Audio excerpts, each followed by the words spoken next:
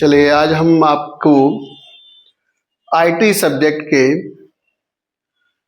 Deep democracy, ई democracy और cyber crime के बारे में समझाएंगे। ई डेमोक्रेसी क्या है, साइबर क्राइम क्या है, इसके बारे में आज हम आपको जानकारी देंगे। तो जैसा कि नाम से स्पष्ट है, ई डेमोक्रेसी, डेमोक्रेसी का मतलब होता है कि गवर्नमेंट, नागरिक, जो आम जनता है, आम जनता द्वारा जो गवर्नमेंट चुनी जाती है, तो आम जनता अपनी बात को गवर्नमेंट तक पहुंचाने का अधिकार जो रखती है, उसको अपन ई डेमोक्रेसी कहते हैं। ई डेमोक्रेसी मतलब ई से यहाँ इलेक्ट्रिक होता है और डेमोक्रेसी का मतलब होता है जनता द्वारा चुना गया प्रतिनिधि। तो इन दोनों से मिलकर बनता है ई डेमोक्रेसी। इस ई डेमोक्रेसी के अंतर्गत ये बात रहती है कि इसमें नागरिक अपनी आसानी से अप्रोच दिखा सकता है। अप्रोच यानी कि अपनी बात को गवर्नमेंट तक आसानी से पहुंचा सकता है या अपनी बात रख सकता है।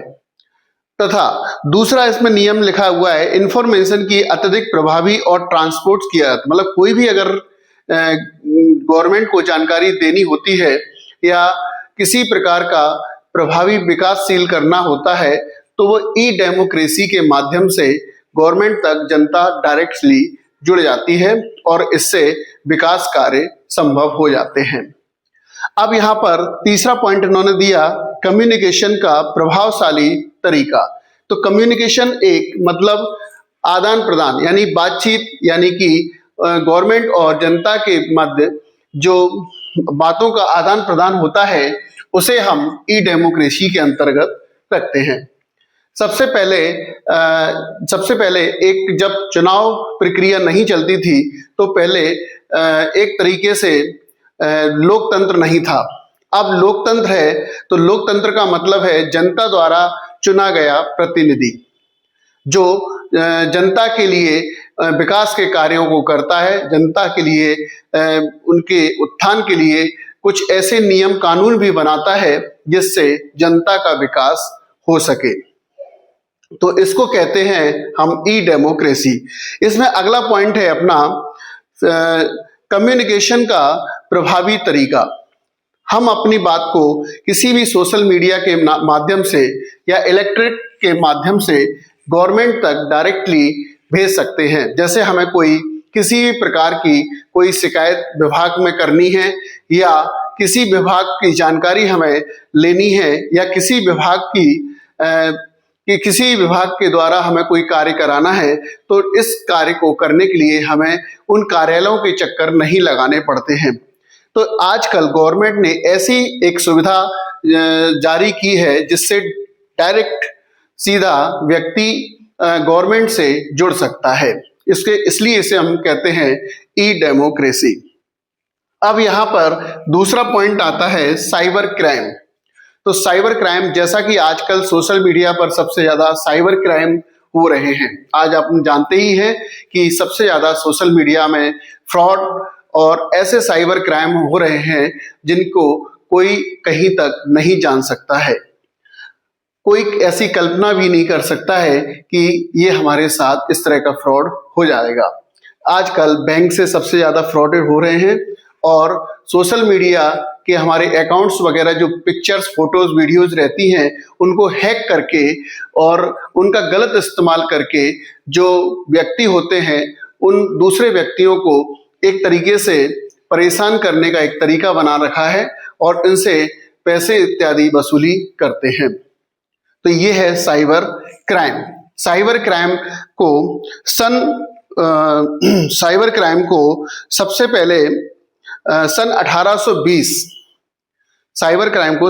सन 1820 के अंतर्गत सबसे पहले सोचा गया था कि साइबर क्राइम सबसे पहले किस तरीके से किया जा सके। आज लेकिन वर्तमान युग में हम देखें तो साइबर क्राइम सबसे ज्यादा विस्तार रूप ले चुका है।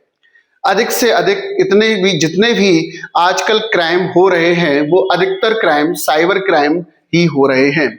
जैसे किसी का मोबाइल फोन चोरी हो जाना, या किसी का डेटा चोरी हो जाना, या किसी का अकाउंट खाली हो जाना, या किसी का सोशल जो अकाउंट है वो चोरी हो जाना, या किसी को बिना किसी कसूर के उस पर दबाव बनाना, ये सभी चीजें साइबर क्राइम के अंतर्गत आती हैं। तो साइबर क्राइम आज सबसे ज्यादा वर्तमान युग में साइबर क्राइम का ही चलन बढ़ता जा रहा है।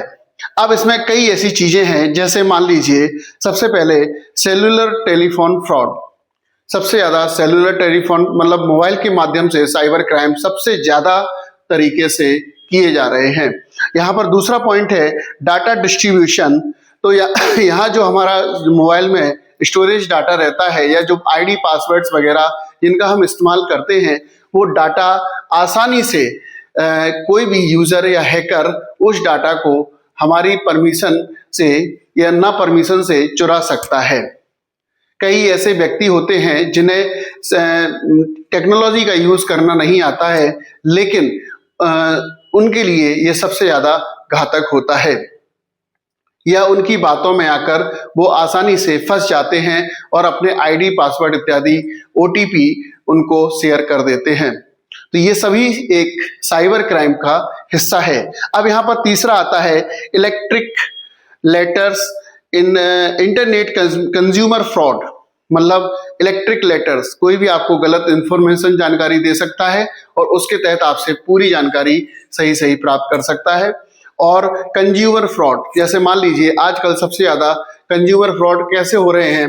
आज हम कहीं भी इतनी कंपनियां हैं, जैसे फ्लिपकार्ट कंपनी, अमेजन कंपनी या अन्य ऐसी कई कंपनियां हैं जिनके द्वारा हम कोई भी सामान वगैरह इत्यादि मंगाते हैं, तो वो गलत तरीके से या गलत रेट में हमें बेच देती हैं या गलत सामान डिस्ट्रीब्यूट कर देती हैं।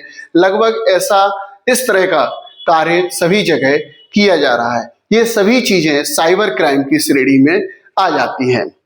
अब यहाँ पर हम देते हैं डाटा रिएक्शन डाटा, और इसमें कई तरह की जो सॉफ्टवेयर तकनीकियां होती हैं, ऐसी तकनीकियां आज विकसित की जा रही हैं जिससे ये देखा जाता है कि साइबर क्राइम कहाँ और किस हद तक किया जा सके।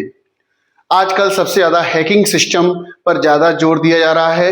नए उम्र के जो बच्चे हैं वो हैकिंग सिस्टम को ज्यादातर रीड कर रहे हैं और उन्हीं के माध्यम से साइबर क्राइम को बढ़ावा दे रहे हैं।